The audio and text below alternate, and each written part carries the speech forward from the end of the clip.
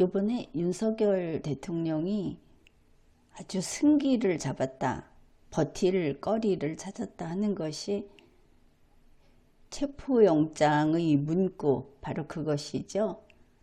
형사소송법 제110조, 제111조를 적용하지 않는다, 이런 내용이 있다고 해서 이제 그것을 윤석열 측의 변호인이라고 하는데, 지금 정식 변호인인지는 불분명합니다.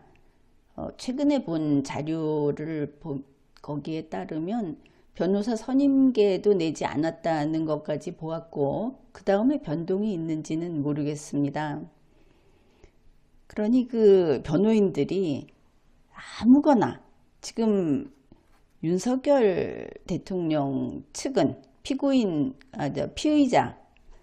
피의자 윤석열 씨 입장에서는 당혹스럽기도 할 것이고, 무엇이든지 될 대로 되라 하고 아무거나 던지고 아무거나 시비를 걸어서 형사사법 절차를 멈춰서게 하는 것이 목적인 것을 알 수 있죠. 그게 범죄자의 마음입니다. 우리가 그걸 모르는 바는 아니죠. 그런데 변호인들이 이런 것을 같이 해주고 있고,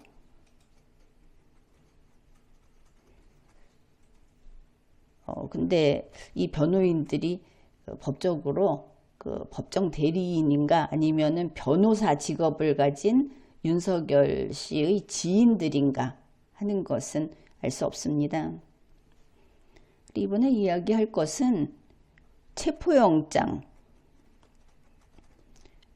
체포영장의 형소법 110조, 111조 예외라고 한, 대충 이렇게 이야기를 하죠. 그 내용을 밝힐 겁니다. 그런데 정말 새해 벽두부터 이런 거 해야 하느냐, 별로 하고 싶지 않았습니다. 그냥 편하게 이야기하는 겁니다. 지난번에 12월 3일 밤에 윤석열 대통령이 비상계엄 선포할 때, 대통령이 비상계엄 선포를 한다고 하면서 과거에 뭐 한 4, 5년 전에 보수라고 알고 있었던, 뭐 아스팔트라고 하던 그런 유튜버들이 신나게 이 장면을 보여주면서 그 실시간으로 하는 유튜브 창에 정말 그 돈다발을 집어 던지듯이 계속 슈퍼챗이 올라가고 후원 계좌 걸어놓고 돈을 보내주고 하는 것을 보면서, 이 시국에도 자신들의 의사를 돈으로 표시하는 저런 네티즌들이 있구나, 그렇게 생각을 했습니다. 그러면서 그때 그들은 이 비상계엄으로 세상을 바꿔버려라, 싹 쓸어버려라, 이런 이야기들을 했죠. 사실 다들 범죄 동조자들인 겁니다. 그게 그렇게 될 수 있는 일인가? 이번 비상계엄이라는 군사 쿠데타, 그리고 내란, 이 범죄는 장기간 준비되어 온 겁니다.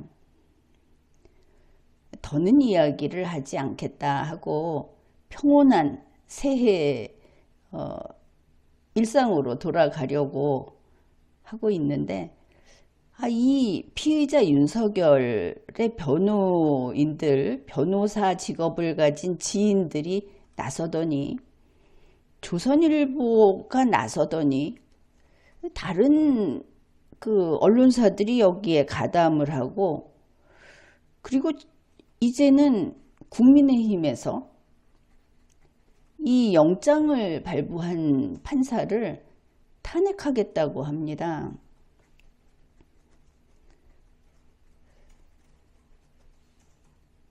틀린 논리를 가지고 가짜 주장을 하면서 판사 탄핵을 하겠다. 또 이 서부지법에서 무엇이 어떻게 됐는지 해명을 해라. 영장이라고 하는 법관의 재판이죠. 거기에 해명을 하는 법이 있습니까? 이렇게까지 갑니다. 대법원이 여기에 대해서 입장 발표를 해라. 아니, 내란을 저지른 자와 그 내란 공범으로 지적을 받는 정당에서 어째서 이렇게 기세등등한 것인가? 가만히 있으면 끝을 모르고 덤비더라. 그래서 그 풀이를 해주겠다고 지금 마음을 먹은 겁니다. 이게 국민의힘에게도 죽을 길에서 벗어나는, 이번에 이런 짓을 해서는 안 되죠. 사법부를, 무엇을 믿고 사법부를 이렇게 위협을 하는 겁니까? 그리고 더불어민주당도 마찬가지입니다. 이 문제를 풀지 못하고 있고, 이런 경우에 리걸마인드 연구소에서 이렇게 해설을 해주면 세상에 공짜가 어디 있습니까? 하다못해 이번에 이 윤석열 내란 때문에 바른말 하다가 온갖 피해를 다 보고 있는 리마연입니다. 정치 탄압 이런 것도 당했고, 그리고 지금도 매일, 전에는 그렇지도 않았는데 정말 수많은 사람들이 와서 육설을 써놓고 되지도 않는 소리를 와서 공격을 하고, 빨갱이니 북으로 가라 하면서 뭐 CIA에 고발했다 이러면서 이렇게 시간을 뺏기고 살고 있습니다. 그러니 문제풀이를 해주면 이제는 여러분도 어디 돈으로 하는 감사 표시 좀 해보십시오.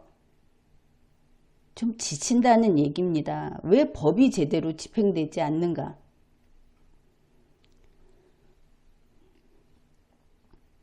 이번 이 내란은 여간 큰 일이 아닙니다. 슬쩍 운을 뗀 적은 있는데 지금은 다 알려드리지 않겠습니다. 이번 내란이 있었죠. 12월 3일에. 그 내란의 앞에는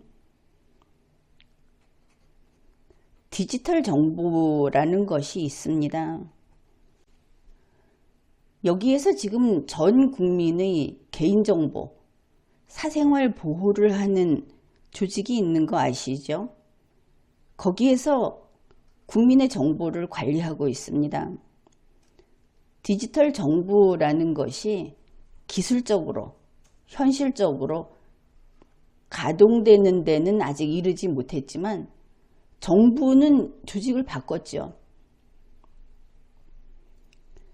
그 다음에 또 하나는 우리나라의 화폐를 정부가 장악해서 관리하는 이런 토대를 마련해 왔습니다. 아직 성공했다고 이야기는 하지 않겠습니다. 그 다음에 의료 대란, 의료 수급을 정부가 관리하는 것이죠. 의사의 수준이든 의사가 부족하면 특정 간호사로 대체하든지 환자의 상태와 그 종류, 그러니까 어디까지 관리할 것인지, 어떤 건강한 사람으로 관리할 것인지, 누워있는 상태로 관리할 것인지를 행정적으로 판단을 해서 알아서 공급을 한다. 수도권과 지역은 차별을 한다.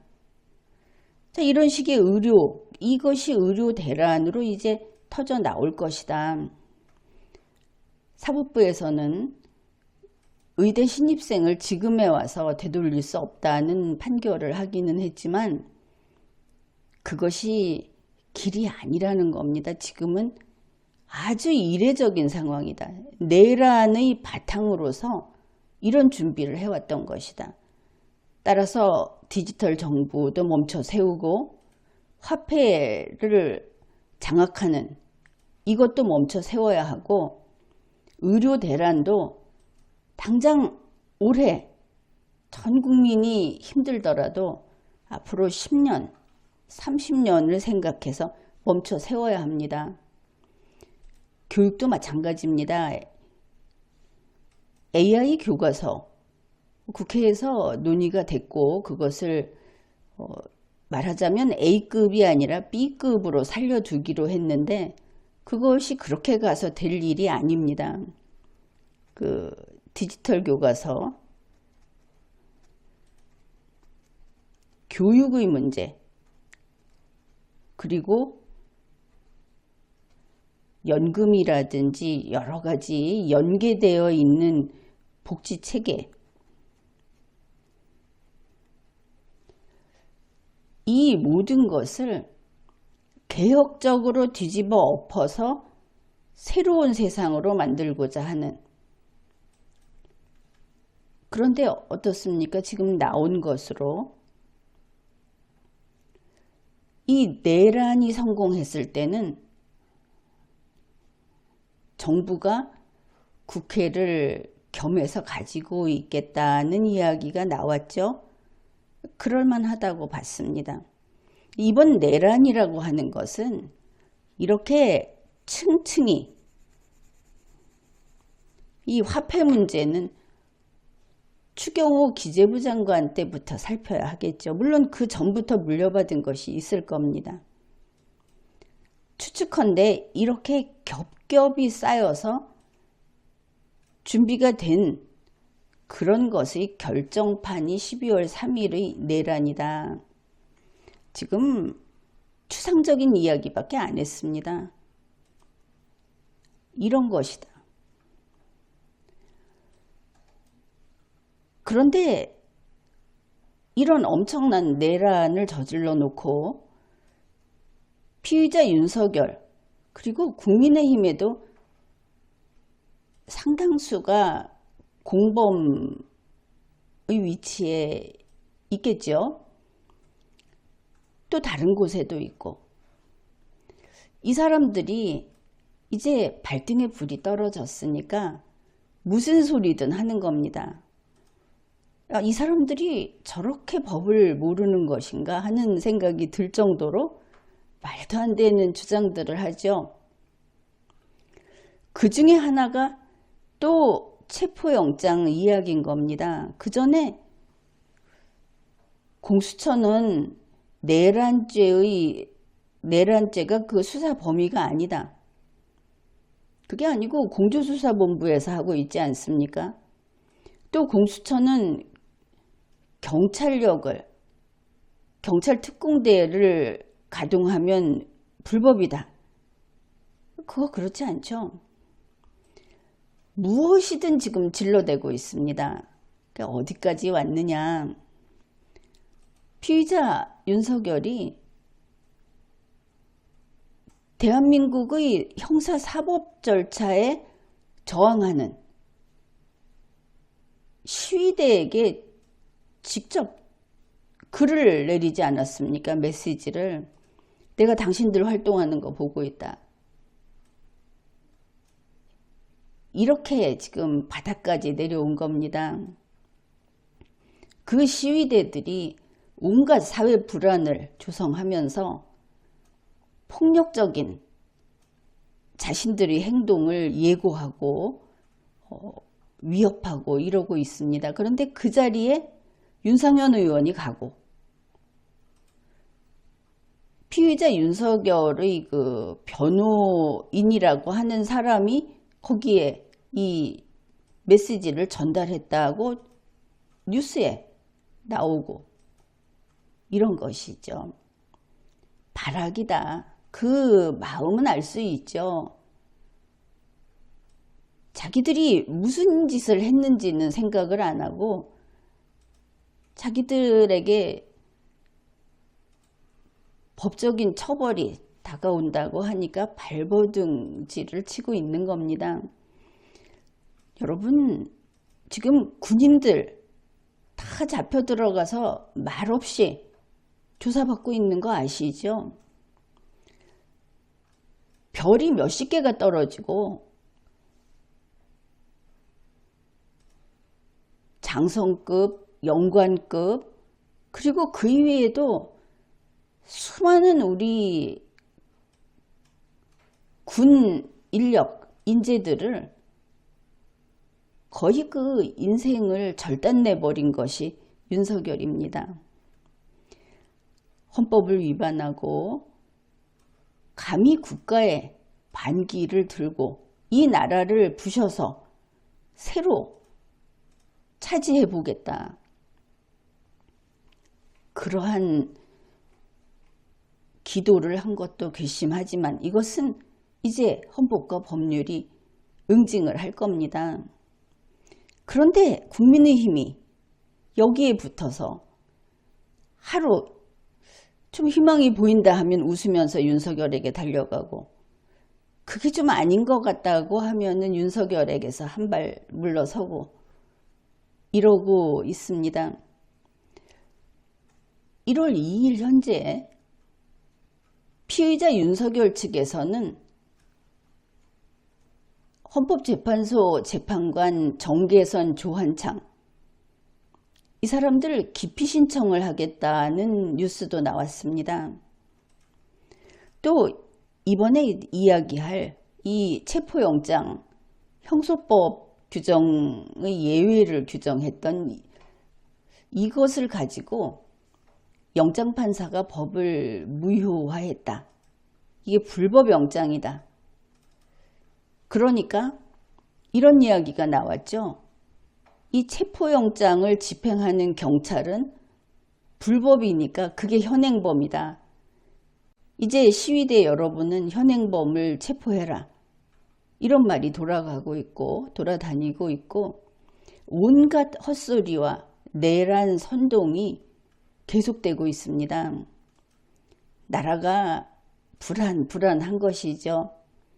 사실 이럴 때일수록 최상목 대통령 권한대행이 강하게 질서를 확보해가지고 이 체포영장 집행을 할 때 경호처를 꼼짝 못하게 휘어잡아야 하는 겁니다. 어째서 경호처가 내란범의 편을 들면서 감히 국가에 반기를 들겠다고 하고 있는 겁니까? 대통령 권한대행이 이 경호처 관저에서 철수시키십시오. 경찰로 대체하고 당장 거기에서 나올 사람들이니까 수사기관으로 이동할 사람들이니까 그래서 법이 제대로 집행되도록 내란범들의 술수에 휘말려서 계속 국가가 뒤흔들리지 않게 해야 하지 않겠습니까? 최상목 권한대행은 잘 알고 있을 겁니다. 이 불확실성 때문에 나라가 무너져 내리고 있는데 그 불확실성을 놓치지 않고자 하는 게 바로 피의자 윤석열이다. 결단해야 합니다. 자, 체포영장 이걸 봅시다. 당장 여러분도 신문 방송에서 많이 봤을 겁니다. 판사가 법을 만들었다. 판사가 입법권을 행사했다. 이런 그 키워드, 이런 문장들이 떠들고 있죠. 참 가짜가 더 힘을 쓰는 오늘의 대한민국입니다. 우선 경향신문 뉴스를 한번 소개하겠습니다. 12월 31일에 피의자 윤석열 체포영장이 발부됐습니다.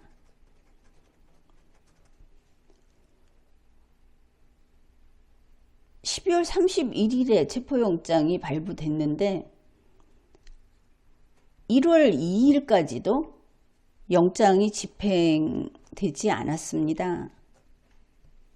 그렇죠. 왜냐하면 법원에서 내란 피의자, 내란이라는 사실이 있었을까? 과연 그게 내란일까? 이런 애매한 상태가 아니고 주권자인 국민이 내란을 다 지켜봤습니다. 이것은 부인할 수 없는 사실이죠. 그래서 이번 피의자 윤석열의 범죄 혐의는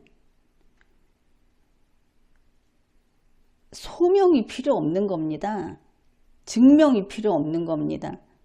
그리고 이미 범죄 실행에 착수를 해서 범죄를 범했고, 그리고 그것이 계속 중이라는 의미에서 현행범이다. 이렇게 설명을 했죠. 그러면 대한민국에서 내란죄라고 하는 것은 가장 중한 죄입니다. 우리 5,100만 전체 국민 주권자에게 반기를 들고 여기에 군대와 무기를 가지고 덤벼든 사건입니다. 여러분은 윤석열이 하도 변변찮아서 공포심을 느끼지 않았을지 모르겠습니다. 그러나 이 내란 범죄의 결과는 지금도 계속 나타나고 있고 앞으로도 계속 나타날 겁니다.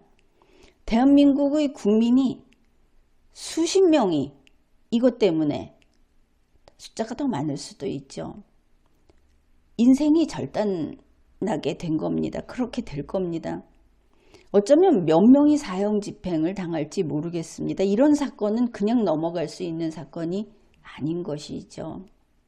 대한민국의 경제가 무너지고, 그것을 지금 아직은 눈에 안 보인다고 하겠지만 어느 날 갑자기 한참 뒤로 후퇴해 있을 겁니다. 당장 기재부에서 2025년의 경제의 그 지표를 낮춰잡았다고 하는데 그게 문제가 아닙니다. 빚투성이죠. 땜질하느라고. 국가의 그 신인도는 추락했습니다. 뭐 이런 부정적인 이야기는 할 필요도 없지만 이 내란이라는 범죄가 얼마나 큰 것인지, 대한민국의 70년이 넘는 역사상 처음 있는 일입니다. 대통령이 내란을 저질렀다. 당장 총 한 발 쏘지 않고 사람이 하나도 죽지 않았지 않느냐? 그런 문제가 아닌 겁니다. 이제 조금 있으면, 좀 기다려야 됩니다. 좀 있으면 대한민국이 금이 쩍쩍 갈 것이다. 결코 없었던 일로 되지 않습니다. 그런 범죄자가, 일단 죄인이라고 하겠습니다. 그런 죄인이 그래도 대한민국이 법치국가여서 군중의 손에 잡혀 무슨 일을 당해도 할 말이 없는 죄인이 법치국가이기 때문에 수사를 받고 그리고 형사사법 절차를 거치겠다고 했는데 수사 거부했죠. 내가 대통령인데. 윤상현 의원은 무슨 신성한 이런 소리를 하던데 뭐 이제 인생 그만 살기로 작정을 했습니까? 갈 대로 가겠다고 하는 겁니까? 그래서 증거인멸이니 그건 사치입니다. 당장 수사를 못하게 어디서 나를 수사하느냐. 무슨 칸막이가 된 좁은 데서 수사 받을 수 없다. 이런 소리도 했죠. 체포영장을 그래서 법원이 발부한 겁니다. 체포영장을 발부했는데 경호처가 나섭니다. 이 내란의 공범으로 보이는 경호처 수사해야 되겠죠. 경호처가 최고 권력자인 대통령을 경호하니까 자기들이 최고 권력 기관이라고 지금 나서는 겁니까? 경호처 이야기가 피의자에게 체포영장이 발부되면 체포되면 됩니다. 그런데 적법 절차에 따라 경호 조치를 하겠다. 이것은 법원이나 국회나 또 상식 있는 국민이 볼 때 말이 되지 않는 소리입니다. 체포는 경찰이 합니다. 경호라고 하는 안전조치도 경찰이 합니다. 경호처는 물러서야 하는 것이죠. 그런데 경호를 한다는 말을 하면서 체포를 방해하는 겁니다. 이것은. 대통령이 자랑스러운 일을 했습니까? 훈장받을 짓을 하고 대한민국을 위해서 상 받을 일을 해서 체포당하는 겁니까? 범죄자 아닙니까? 그것도 예전 같으면 3대를 멸한다고 하는 반역죄입니다. 앞으로 그 죄상이 낱낱이 밝혀질 겁니다. 지금 나와 있는 것은 일부에 불과하죠. 경호처가 경호 조치를 하겠다. 또 이런 이야기도 했죠. 한남동 관저에서 체포영장이 집행되는 것은 두고 보지 않겠다. 뉴스에 나온 겁니다. 그래서 어쩌겠다는 겁니까? 대통령 권한대행은 이러한 경호처를 당장 무장해제해서 수사기관에 넘겨야 합니다. 경호처장은 해임해야 합니다. 그런 뉴스가 나왔다는 것 자체가 대한민국을 어지럽히는 일이기 때문입니다. 그래 언론에서는 경호처에 이것이 만일 체포를 하러 오면 체포하러 오는 경찰과 충돌하겠다. 그 경찰을 방어하겠다. 다시 말해서 공격하겠다는 뜻으로 풀이를 했습니다. 그래서 나온 소리가 충돌이 예상된다. 경호처가 무기를 사용할 것이다. 이런 이야기가 나옵니다. 내전이죠. 국법 질서에 무기를 들고 저항하겠다고 한 겁니다.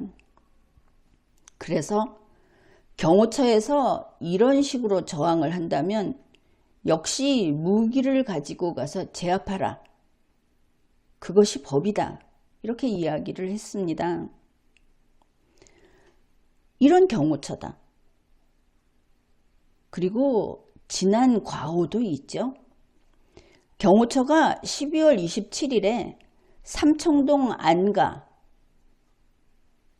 내란 범행을 모의하고 그 범행지 그 중에 하나죠. 그 안가를 압수수색하겠다고 하는 영장 집행을 방해했습니다. 자, 이 영장 집행을 방해한 것이 뭐냐 하면 바로 형사소송법 110조, 111조. 이 삼청동 안가에는 군사상 비밀, 공무상 비밀이 있어서 영장 집행을 할 수 없다. 수사 방해입니다. 딴 거 없죠. 내란범을 지키기 위해서 국가에 반기를 드는 반역자들입니다. 반군인 것이죠. 이런 자들을 이때는 군 병력을 가지고 가서 제압해야 하는 겁니다. 이번이 군사 쿠데타죠. 경호처는 무기를 가지고 있는 집단입니다. 이런 일이 벌어지고 있는데 정부도 그리고 국회도 법원도 어처지를 못하고 있는 것이죠. 이런 일이 생기니까. 여기에 이러한 경호처가 있으니까 이번 영장에 형소법 110조, 111조 예외 내용이 들어가게 된 겁니다. 사연이. 여러분은 조선일보의 주장을 많이 보고 들었을 겁니다. 조선일보 주장이 그것이죠. 판사가 법 위에 섰다. 판사가 영장에다가 형사소송법을 배제하는 것을 자기 마음대로 선택을 했다. 이것은 간단히 말해서 국어를 제대로 이해 못하면서 이런 기사를 쓴 거다. 이렇게 말을 하면 되겠습니다. 자, 내용을 봅시다. 윤석열 체포영장. 여기에 물론 서울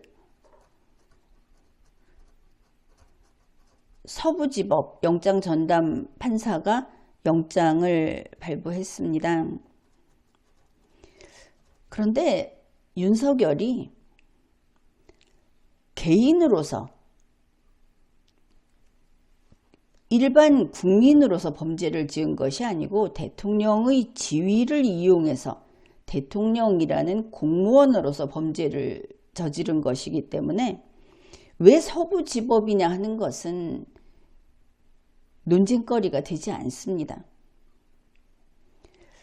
그 문제는 그렇게 가고 영장을 발부하면서 형사소송법 제110조와 111조의 적용을 예외로 한다. 이렇게 적시했다고 조선일보가 자기들이 취재를 했답니다. 영장은 공개되지 않았습니다. 아직 집행하지도 않았으니까. 그러면 형사소송법 110조, 111조의 예외를 적시한 것이 왜 문제냐?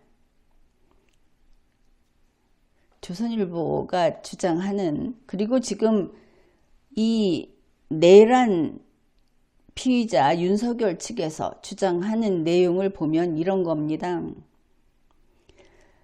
정확히 이렇게 말을 합니다. 이 조항들은 군사상 비밀이나 공무상, 공무원 직무상 비밀에 관한 것은 책임자 등이 허락해야 수사기관이 압수수색이 가능하다고 규정한다.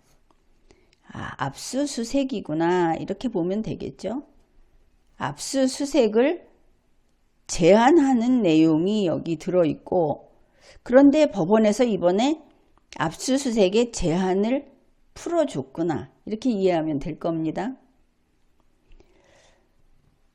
그러면 형사소송법 제110조와 111조를 봅시다. 전체 다 볼 필요는 없습니다. 제110조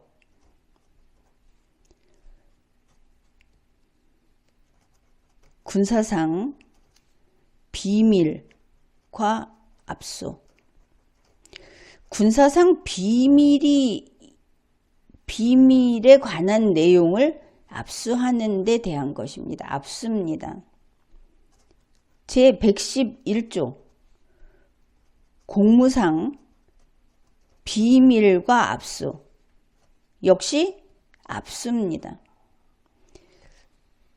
그러면 압수라는 것은 무엇을 압수합니까? 제111조 제1항에서 그것을 밝혀줍니다.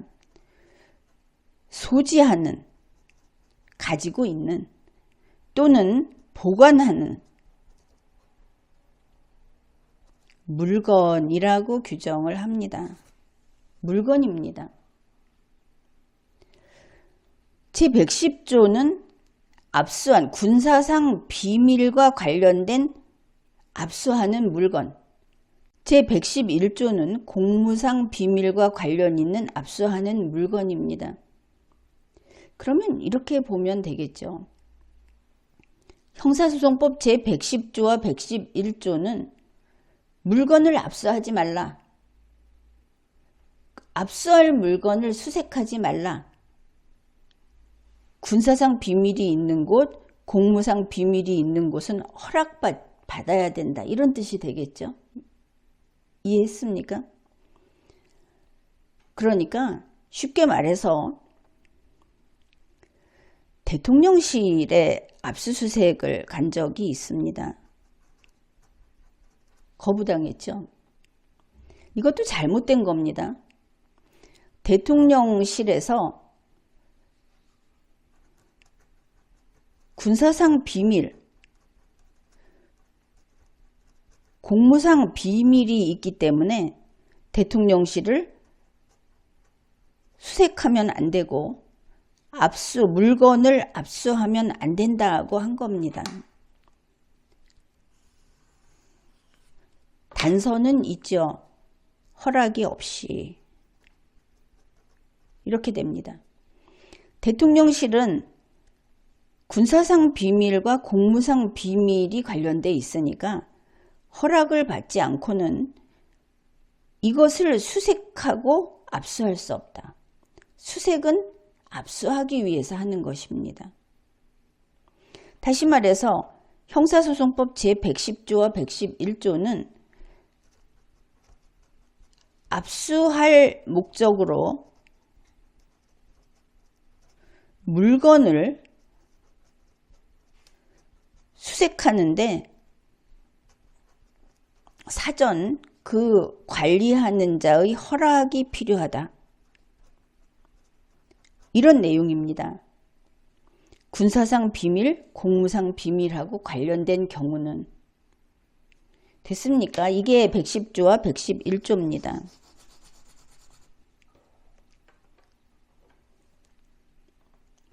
그런데 이번에 체포영장은 무엇인가?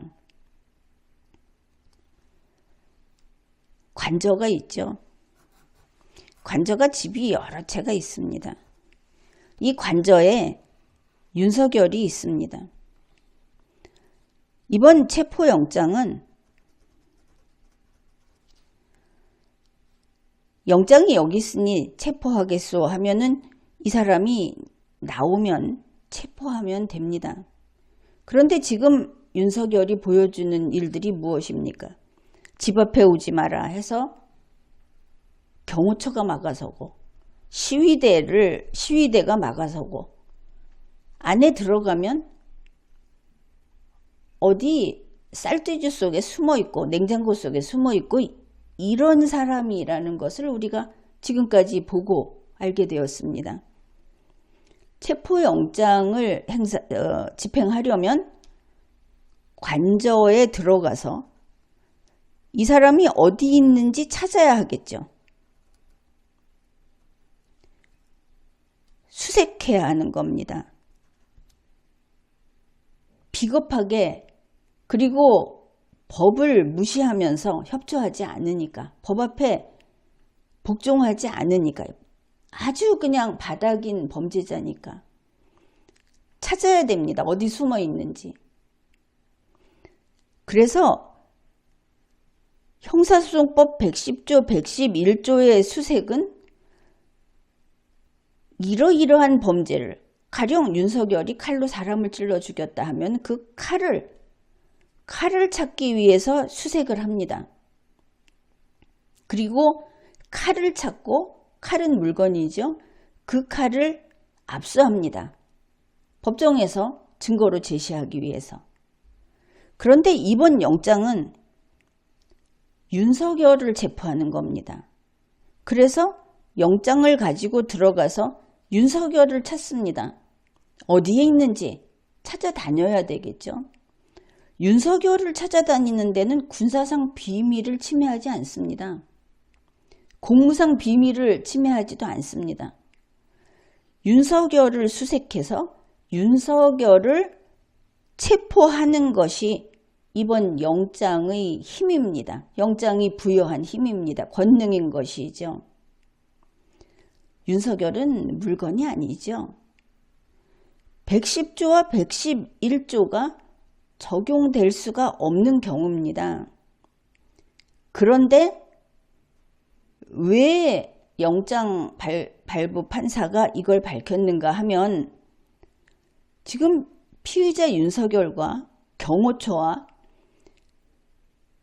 법 집행을 방해하는 자들이 앞에 기억자를 써놓으면 이게 기억자가 아니라고 하는 자들이기 때문입니다. 누가 봐도 기억자인데 이걸 보고 그냥 낙서, 아니면 혹시 이게 화살표가 되려다가 만 것인가? 이런 식의 이야기를 한다는 것이죠. 국민의 상식과 리걸 마인드와 그 어디에도 닿지 않는 이상한 사고를 하고 있기 때문에 지금까지 경호처가 형사소송법 110조 제111조를 금과 옥조로 알고 이거 내민 것입니다.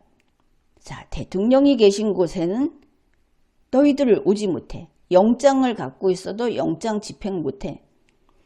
대통령이 안 나가신다고 하니까 수사 못해. 대통령실 발도 들여놓을 수 없어. 그러면 윤석열은 치외 법권자가 되는 것이죠. 대한민국에서, 대한민국 헌법이 모든 국민은 법 앞에 평등하다고 했는데 윤석열은 법으로부터 자유롭다. 사람을 죽여도 윤석열은 아직 수사받지 않았으니까 경호처가 여기는 윤석열이 있는 곳은 군사상 비밀과 공무상 비밀이 있는 곳이어서 수사기관이 윤석열 얼굴도 볼 수 없다. 지켜주고 있다. 자, 이런 일이 벌어지고 있는 겁니다. 당연히 관저에 체포영장을 가지고 가면 주거침입이다. 이 사람들 이럴 사람들입니다. 영장이 그것을 주거침입을 면하게 하는 그런 법관이 그 권능을 부여하는 것인데 무식하니까. 그리고 지금 막바지라고 해서 말이 되지 않는 소리라도 마구 우겨대면서 1시간 하룻밤을 벌려고 하는 자들인데 이것을 국법 질서가 경호처를 분쇄하고 국가 질서의 힘을 보여주지 못하니까 이러고 있는 겁니다. 그래서 지금까지 그 대단한 별들은 윤석열을 신뢰하고 그 명령에 따랐던 별들은 다 수사기관에 지금 구속도 되고 수사를 받고 있는데 장관도 그렇고 그런데 저 하나만 생쥐처럼 이렇게 빠져나와 가지고 경호처 치마 뒤에 숨어 가지고 이러고 있는 겁니다. 자, 알겠습니까? 이번 체포영장은 관저를 수색합니다. 그런데 110조와 111조는 물건을 수색하는 것을 제한하고 있습니다. 윤석열은 짱돌이 아닙니다. 인간이죠. 사람이 어디 숨어서 법에 협조하지 않는, 법을 따르지 않는 이 사람을 수색하는 것이기 때문에 110조, 111조는 적용되지 않는다고 밝혀놓은 겁니다. 이 사람들에게는 판사의 이러한 명시적인 글을 명시적으로 밝혀놓는 것이 또다시 법질서를 무력화하지 못하게 하는 길이겠죠. 이게 들어간 이유가 바로 그겁니다. 그런데 지금 피의자 윤석열 쪽에서 하는 말은 뭐냐면 이 이야기를 합니다. 형사소송법 제110조와 111조를 효력을 상실시켰다. 당신이 뭐냐? 지금 그런 주장을 하는데 이거 아닙니다. 딴소리를 하는 겁니다.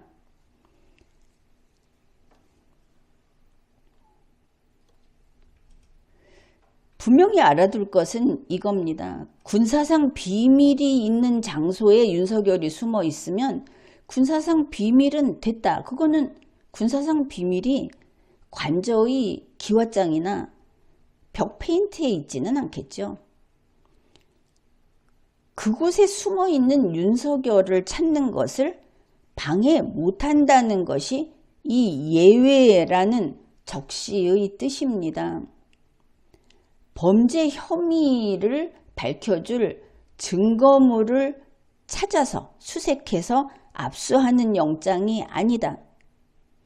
수사기관에 입건된 피의자, 체포해서 조사를 하는 그 대상인 윤석열을 수색하는 영장이다. 알겠습니까?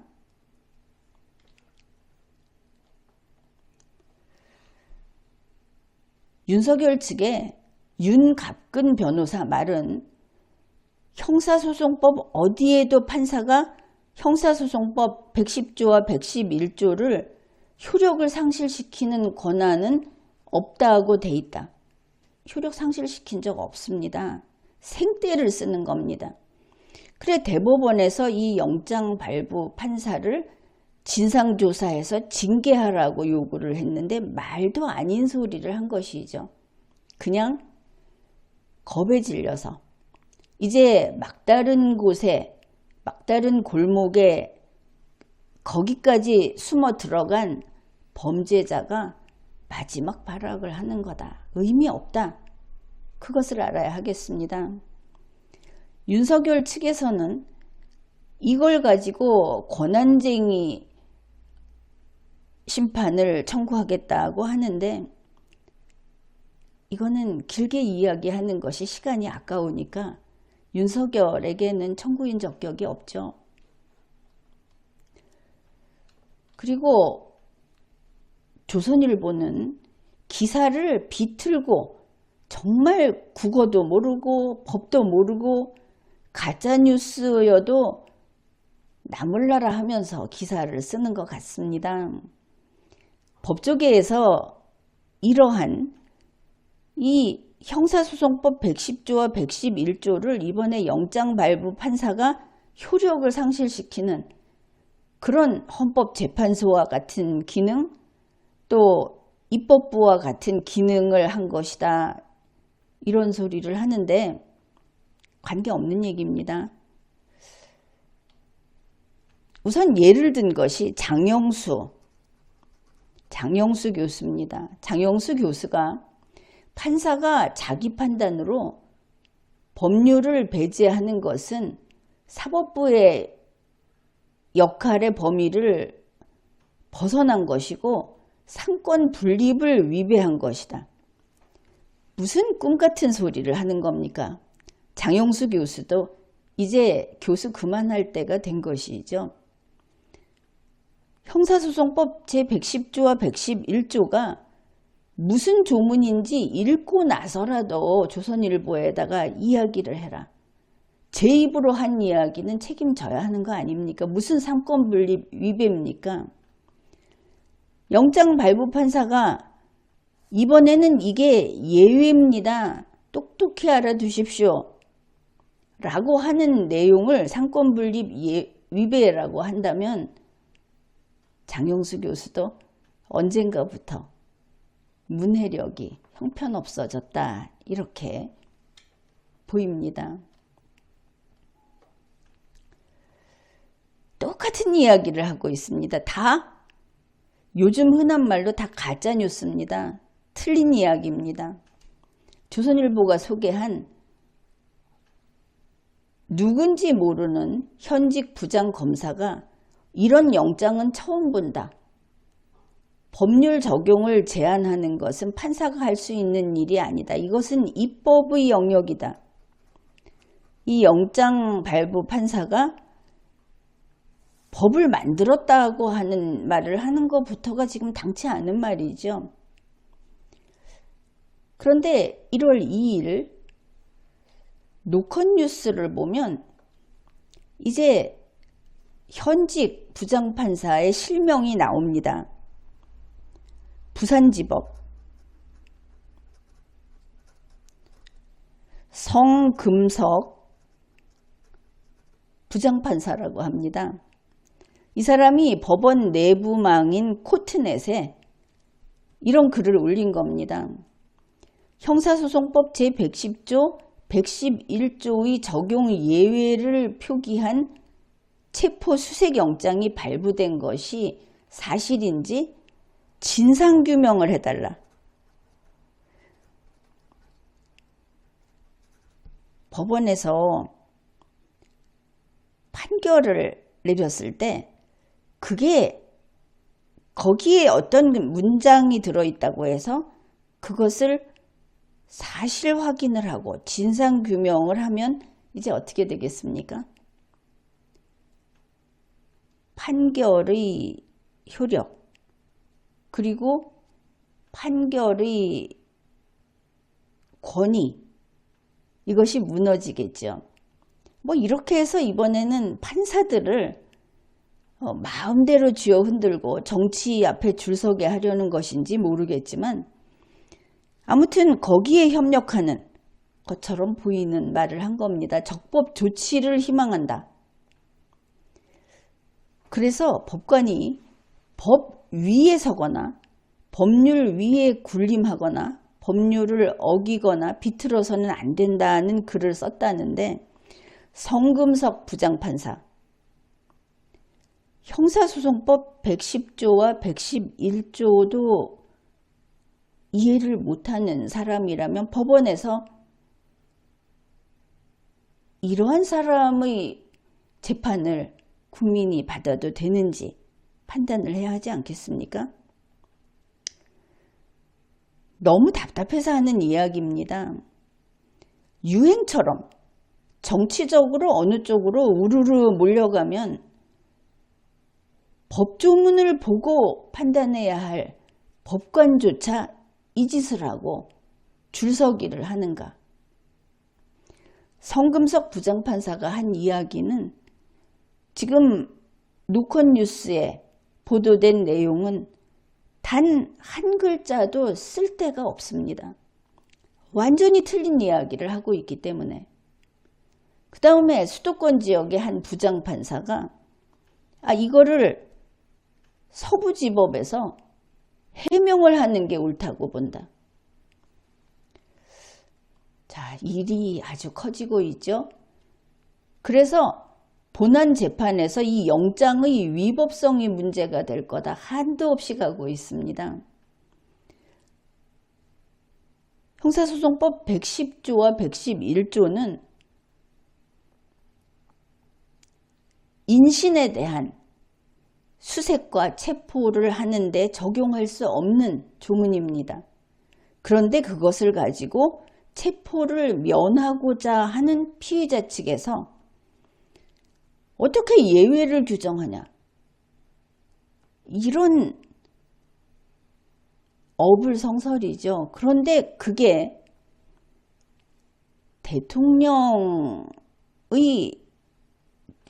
권한을, 대통령의 직무를 행사하던 그런 자가 이야기를 했다고 해서, 그런 자를 편드는 자들이 이야기를 했다고 해서, 국내에서 가장 크다고 하는 조선일보가 이것을 이야기했다고 해서, 또 이런 부화내동하는 장영수 교수같이 자기가 무슨 말을 하는지 책임질 수 있으면 어디 한번 리걸마인드 연구소에 한번 반박을 해 보십시오.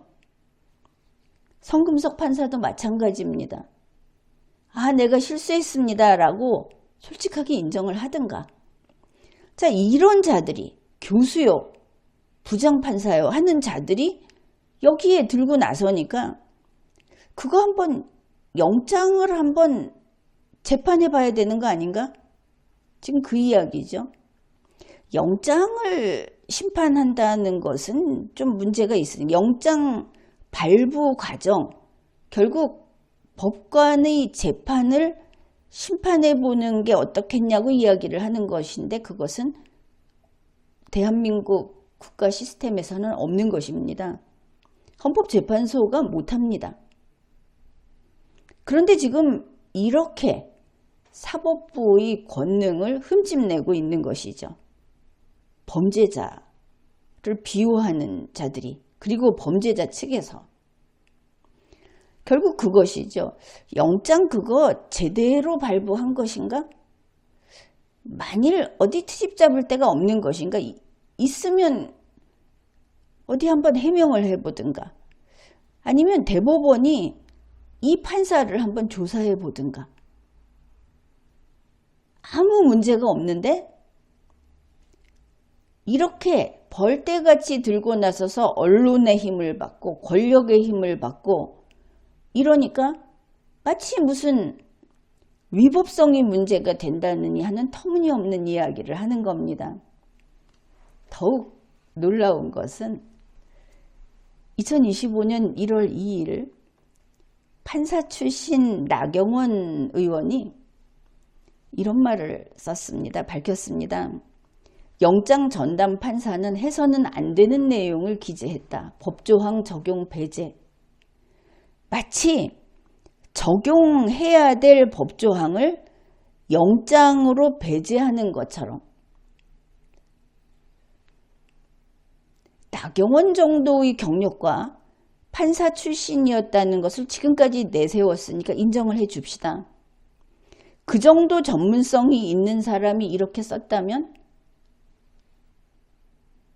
가짜뉴스를 내보내서 국민을 호도하려고 했다고 봐도 되겠죠. 무식한 사람이 아니라면. 적용하지 않을 조문을 이번에 적용되는 게 아니라고 밝혔는데 마치 적용해야만 하는 조문을 이번에 내가 예외라고 했으니까 적용하지 마시오라고 지금 덮어씌우기를 하고 있는 겁니다. 우리는 지금 여기에서 바이든 날리면을 또 당하고 있는 겁니다.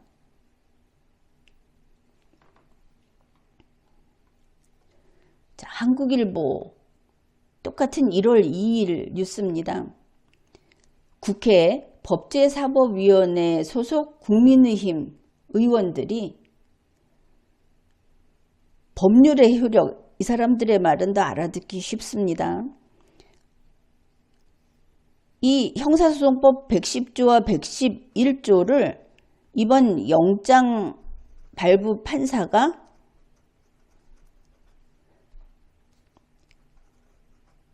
효력을 정지시켰다 이렇게 주장을 합니다. 국민의힘 법사위 소속 의원들이 아니 영장에다가 이번에 체포영장을 집행할 때는 이게 적용되지 않습니다 하면 이제 형소법 어디 봅시다. 이것 때문에 110조와 111조가 삭제됐습니까? 있을 수 없죠. 효력을 정지시키는 게 아닙니다. 이 사람들 지금 윤석열이 피의자가 되고 최고형은 생명형이 규정되어 있는 범죄를 저질렀기 때문에 스트레스가 극에 달해서 지금 사고가 정상적으로 안 되고 있는 것인가? 그렇게도 보이는데 이들의 주장이 이겁니다. 법률을 효력 정지할 것인가에 대한 판단과 결정은 오로지 헌법재판소만 할 수 있고 나머지는 국회에서 법으로 제정을 할 뿐이다. 완전히 동문서답, 관계없는 이야기를 하고 덮어 씌우고 있죠. 효력 정지시키지 않았습니다. 적용 안 할 것이 적용 안 된다고 이야기한 것뿐입니다. 여기에서 한 걸음 더 나가서 국민의힘 법제사법위원회 간사인 유상범 의원은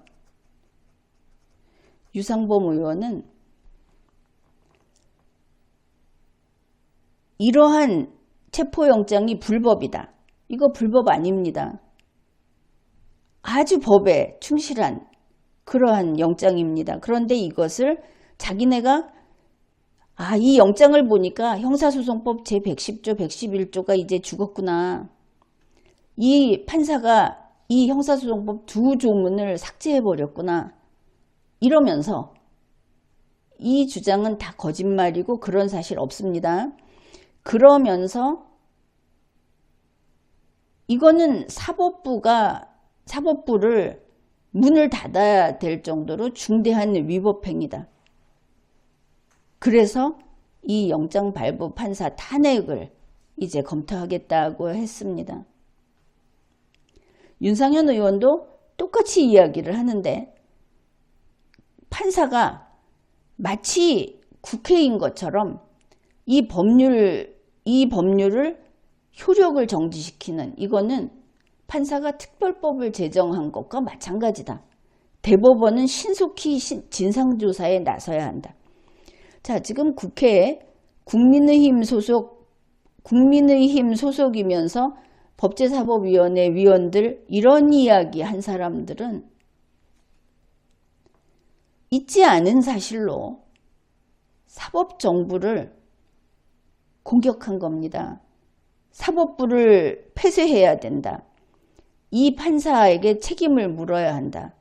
이 판사가 상권 분립을 침범했다. 이번에 피의자 윤석열이 바로 그 짓을 하지 않았습니까? 이런 주장들을 하고 있습니다. 그러니 법원에서도 이렇게 공격을 받으면서 법원에서 아직 반응은 없습니다. 쉽지 않은데 일반 국민이 이런 자들이 나서서 이렇게 덮어 씌우기를 하니까 국민이 가만히 있다가 속아 넘어가겠죠. 그러나 법원은 법 전문가들 무엇이 법인가를 선언하는 바로 그 사법정부는 이러한 권력 남용, 대통령 떨거지들이 범죄자인 그들이 하는 이런 짓을 중단시켜야 합니다. 거기에 흔들리면 안 되는 것이죠. 그런데 조선일보가 이것을 몰라서 하는 게 아닌 것처럼 의심이 되는 것은 바로 이 조선일보 기사 끝부분에 이런 게 있습니다. 공수처가 체포영장을 청구하면서 대통령 관저에서 윤 대통령을 찾기 위한 수색영장도 함께 청구했다. 바로 이번 체포영장은 피의자 윤석열을 체포하려는 영장입니다. 윤석열이 범죄를 저지른 문서, 증거물, 물건을 압수하려는 것이 아니고 피의자 윤석열을 체포하기 위한 수색영장입니다. 그러면 그렇게 이들이 지금 광분하면서 되지도 않는, 있지도 않는 이런 주장을 하는 체포영장 속의 형사소송법 제110조, 제111조가 예외다라고 하는 것은 무엇이냐?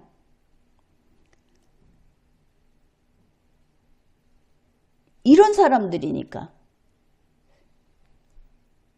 사법 절차를 또 방해하고 나서는데 우리는 무식합니다. 우리는 기억자도 모릅니다라고 방해를 할 것이기 때문에 그게 그런 게 아니다. 이렇게 밝힌 겁니다. 혹시 모를 것을 염려해서 이 판사에 죄가 있다면 너무나 상냥해서 너무나 친절해서 2번 잘못을 저지르고 반성하고 고쳤을 일을 그렇지 않게 한 번에 바로가게 해주기 위해서 써놓은 것이다. 이번 체포영장의 형사소송법 제110조, 111조를 적용 제외라고 한 진상은 이러한 것들입니다. 참으로 뻔뻔한 피의자 윤석열 그리고 국민의힘이다. 이 국민의힘, 국민이 가엾게 여기고 측은하게 여기는 마음을 접게 만드는 그런 짓들을 하고 있습니다. 그러면 관저에 가서 체포영장을 집행하면서 윤석열을 수색하는 것은 어떻게 할 수 있는가? 경호처도 국민의힘도 윤석열의 변호를 하고 나서는 자들도 모를 것이 뻔하니까 나도 친절하게 알려주겠습니다. 형사소송법 제216조를 보게 되면 영장 없이 피의자를 수색할 수 있습니다. 또 영장 없이 체포 현장에서 압수, 수색, 검증을 할 수 있습니다. 영장 없이도 할 수 있는 겁니다. 그런데 이번에 영장을 가지고 들어갔을 때 역시 할 수 있습니다. 그러니 경호처나 피의자 윤석열의 변호를 자청하고 나선 사람들은 국법을 위반하지 말기 바랍니다.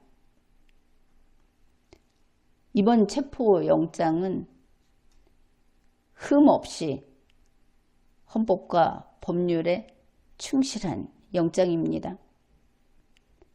지금까지 리걸마인드 연구소였습니다.